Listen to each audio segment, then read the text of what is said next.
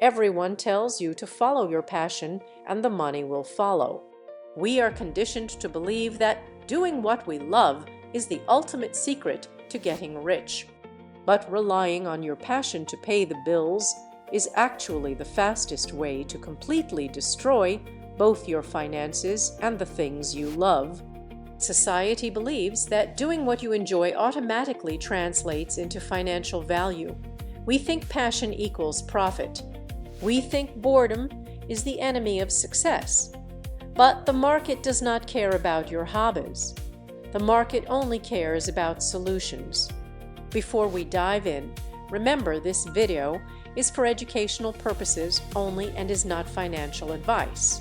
Welcome to TAFA Finance, where we explain investing concepts in a simple way.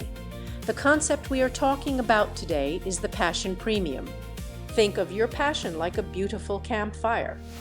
It is warm, it is comforting, and you love sitting next to it. But you cannot use a campfire to power a massive factory. The economy is a factory. It runs on cold, hard electricity, which is value creation. If you try to power the factory with a campfire, you do not get electricity.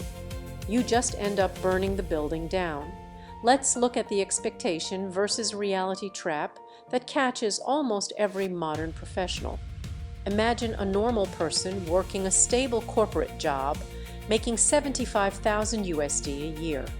They like baking cakes on the weekend. It is their true passion. They watch endless motivational videos that tell them to quit their soul-crushing job and follow their dreams. So they do it. They take out a massive 100,000 USD business loan to open a boutique bakery. They feel inspired. They feel alive. Here's the problem with that plan. They suddenly realize that running a bakery is not about baking. It is about managing inventory, paying commercial rent, dealing with angry customers, and waking up at 3 in the morning. Their passion becomes an absolute nightmare. Fast forward 10 years. The bakery failed. They are 150,000 USD in debt. Their credit is completely ruined. And worst of all, they absolutely hate baking now. The market did not want another expensive cupcake. The market wanted a solution to a real problem. They let their emotions drive their financial vehicle, and they crashed it. Contrast this tragic cycle with the approach of the top 1% of self-made millionaires. Look at the people who build commercial plumbing companies, waste management facilities, or logistics software. They did not grow up passionate about garbage or pipes. They looked for massive, boring, painful problems in the market. They followed the demand, not their passion. They built a highly profitable machine that generated millions of dollars. And because they built massive wealth through boring businesses, they now have the ultimate financial freedom to pursue their actual passions on the weekend without needing those hobbies to pay their mortgage. This is not just a philosophical theory. The data behind this is absolutely brutal. A massive study by the Bureau of Labor Statistics shows that 20% of new businesses fail in the first 2 years, and a staggering 65% fail during the first 10 years. A major reason cited in business postmortems is a lack of market need. People create businesses based on what they love to do, rather than what the market is actually willing to pay for. They build products for themselves, not for the consumer. Here's the part that surprises almost everyone. Incredibly smart, highly educated people are actually the most vulnerable to this trap. Why do smart people stay broke following their dreams? It comes down to 3 deeply ingrained psychological traps. First, identity attachment. We tie our ego directly to our hobbies. If you love painting, you want the world to validate you as a professional painter. You make massive financial decisions based on your ego, not on market data. You want the status of being a creative entrepreneur more than you want a positive cash flow. Second, survivorship bias. When you look at the internet, you only see the one musician who made 10 million USD. You do not see the 99,999 musicians who are living in poverty. Your brain falsely calculates the odds of success. You assume you will be the exception because you are passionate, ignoring the massive statistical probability of failure.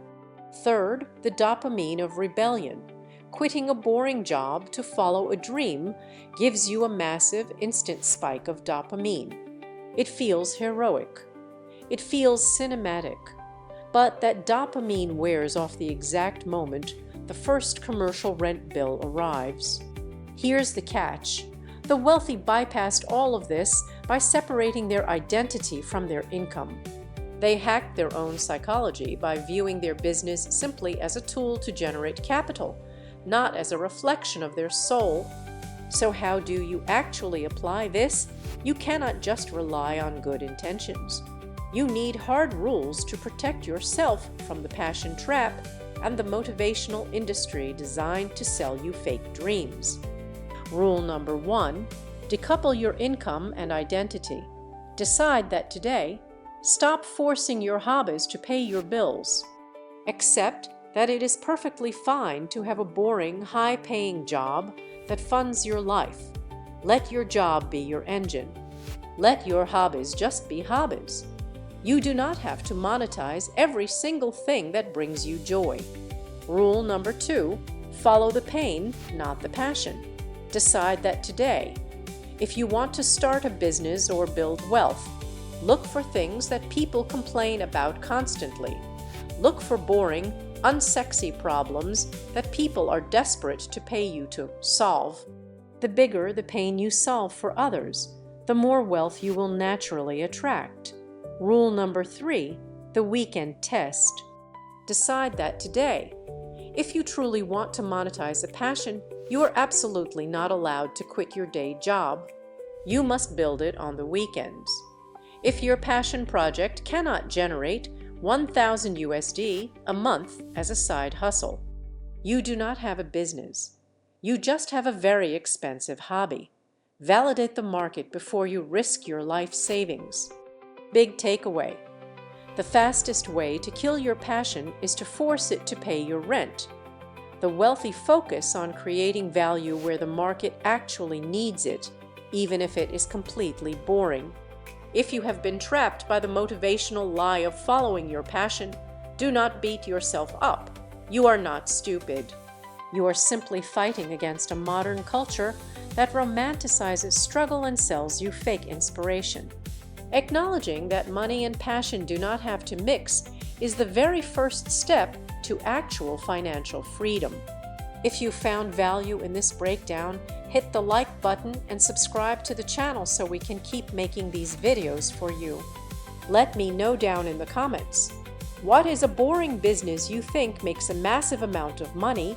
Be honest. I read every single one. Also, check out this other video on the screen right now where we break down another massive investing myth. Thanks so much for watching, and I'll see you in the next one. Bye.